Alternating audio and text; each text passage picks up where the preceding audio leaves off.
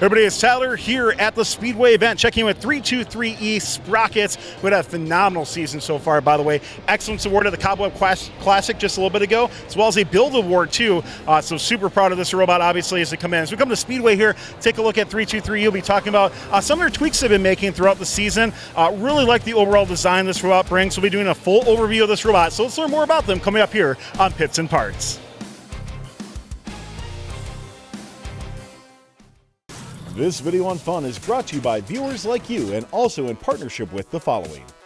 The Robotics Education and Competition Foundation provides fantastic programs for students from elementary school all the way through college. These include VEX, aerial drone competition, online challenges, JROTC, girl-powered, scholarships, certifications, and so much more. To discover these exciting opportunities, visit recf.org and get connected. Karen, let's start off with the wings on your robot. Talk to me more about how they've been working on your robot and some of the design behind it. So for our wings, we're using pneumatics. I don't really think I need to explain much about those. But our wings, we use them to push our tri-balls into our goal. And we had to put a standoff here because when our wings went all the way against the robot, they were all the way against the robot and it was pushing against something totally flat. So for a few matches, we couldn't open up our wings. And the standoff really helps. When you were designing the wings and kind of incorporating that into your robot, did you have to make any like special modifications to your chassis or anything like that? Not a whole lot. We might. I think we had to flip one of the C channels on our base to get it to fit, but not a whole lot. And then when you were choosing like your material on here, did you experiment with any different types of materials on it, or was this just the first one you went with and it worked out? So actually, we used to not have this polycarbonate here. We used to have just the C channel, and these are actually for our ramps. So it helps a little bit, but they're mostly just for our ramps. Makes a lot of sense. Let's keep moving on your robot. One of the things that got added on, Hudson, was your sweeper arm on there. So talk to me more about your sweeper arm on your robot and how it's been working out for your team.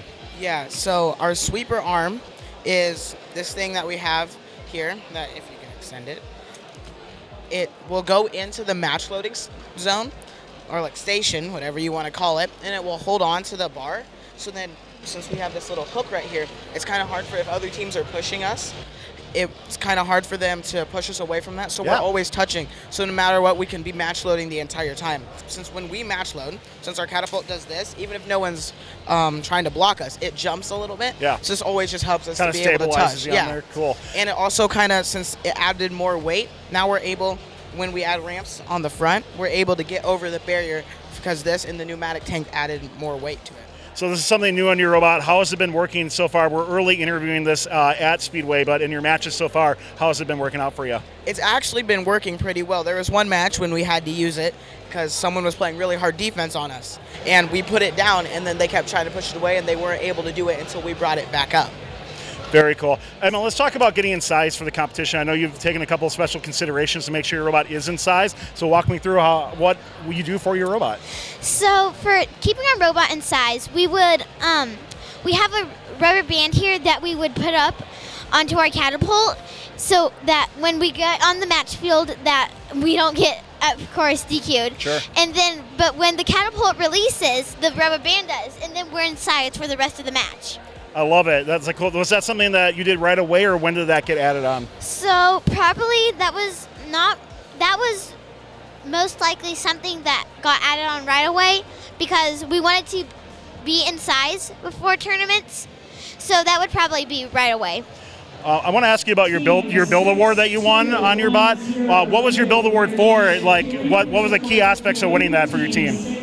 Okay, I'll tell you about that. So the key aspects of winning that for a team is you want to have an overall, obviously a great build of your robot, but also in competing, you want to have like a strong score and like a high score when you're in skills. So just show that you kind of have an overall really important robot. So it's like kind of the next step down from an excellence award, because when you're in an all high school theater, pretty much being a middle school team, it's kind of really hard to beat those really, really top teams because we're in Indiana, so the competition's crazy. So it's kind of almost like an excellence award for the little guys. And you also won an excellence award too as well. Talk to me more about that. So for the excellence award, we were one of the only teams that did skills, and there were 2 other teams, and we were the highest in programming. They said our notebook was good and our interview was good.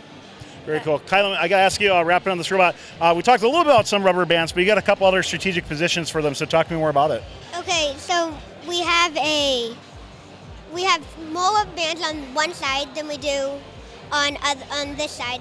So because we want the tripod to spiral so it can get in position in front of the goal better.